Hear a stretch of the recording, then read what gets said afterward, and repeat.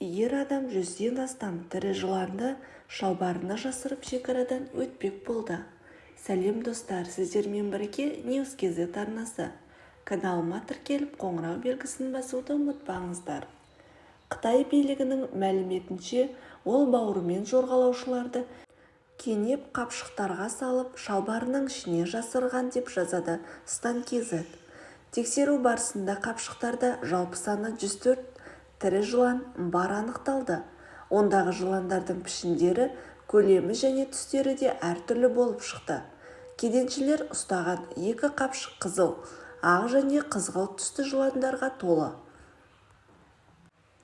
Қытай заңы елге арнайы рұқсатсыз жануарлар түрлерін әкелуге тыйым салады. Заңды бұзғандар заң шеңберінде қатаң жазаланады деп мәлімдеді жергілікті билік. Алайда кеденшілер құқық бұзушылар нақты қалай жазаланатынын айтқан жоқ.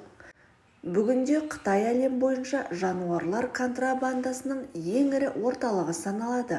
Соңғы жылдары ел билігі мұндай заңсыз саудамен белсенді түрде күресіп келеді.